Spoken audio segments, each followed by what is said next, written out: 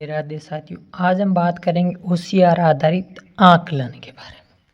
प्रथम सवाल देखिए, मोहन कुमार ने दीपावली पर पहले दिन 500 दीपक, दूसरे दिन 1250 और तीसरे दिन 2250 दीपक बेचे। यदि उसके पास 5000 दीपक थे तो बताइए अब उसके पास कितने दीपक है शेष है।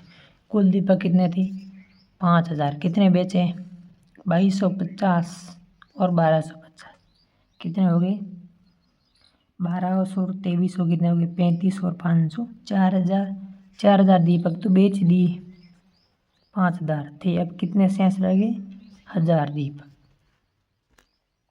अगला सवाल देखिए, सज्जन अपनी दुकान पर गया, 625 कमीज डिब्बों में पैक करनी, मतलब 625 है कमीज है उनको डिब्बों में पैक करनी।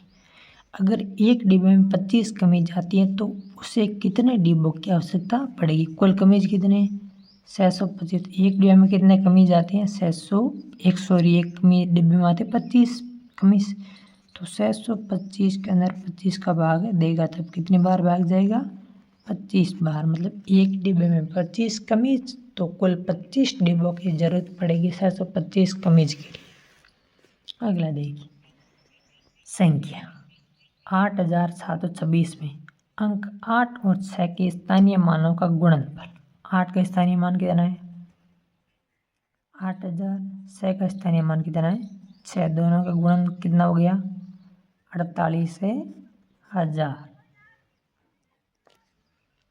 चौथा सवाल, 8 कॉपियों का मूल्य 32 रुपये, तो 200 कॉपियों का मूल्य कितना होगा? 8 कॉपियों का 32, एक कॉपी का कितना? 4 रुपये। 200 कॉपी का कितना होगा? 200 गुणा 4 कितना हो गया? 800 रुपये।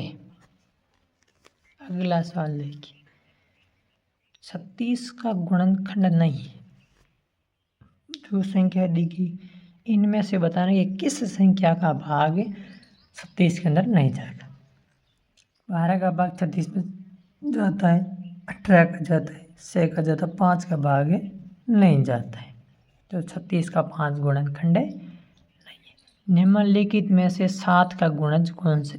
इनमें से कौन सी संख्या जो 7 के पहाड़े के अंदर आती है? 27 7 के पहाड़े में नहीं आता, 18 नहीं आता, 21 आता है और 17 भी नहीं आता।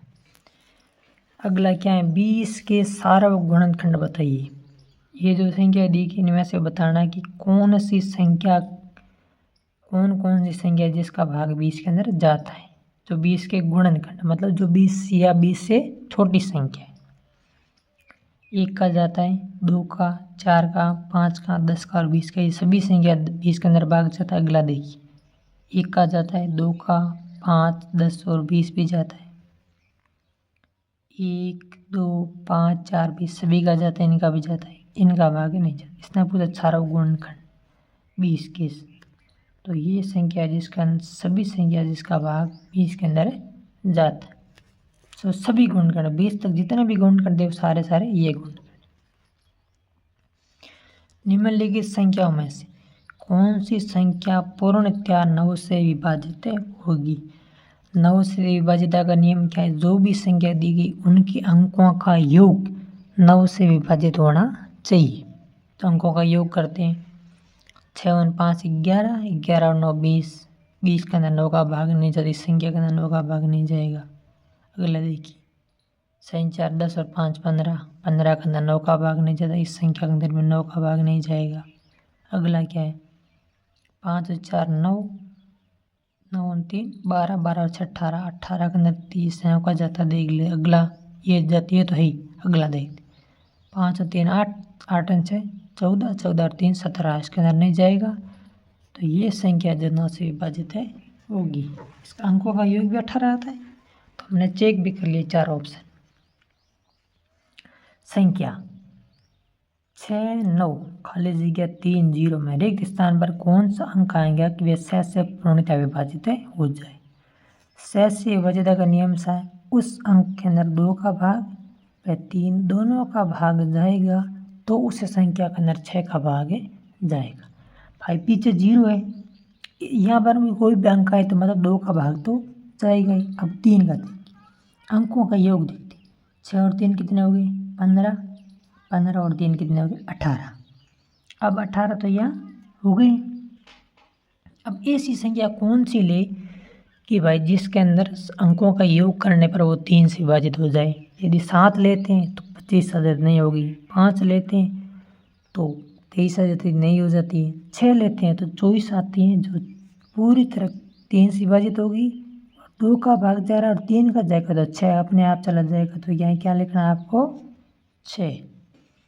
निम्नलिखित में से कौन सी संख्या 279 का गुणनखंड है? देखिए, संख्या के अंकों का योग करते हैं भाई विषम है तो मतलब 2 का नहीं जाता, मतलब 6 का भाग नहीं जाएगा। अंकों का योग करते 2 और 7 कितने हो गए? 9। 9 9 18। 18 के अंदर 9 का भाग जा रहा तो संख्या 9 से विभाजित होगी। ये था होशियार आधारित आकलन। धन्यवाद। ऐसे नई वीडियो के लिए चैनल को लाइक, सब्सक्राइब और शेयर करें और अपने दोस्तों को भी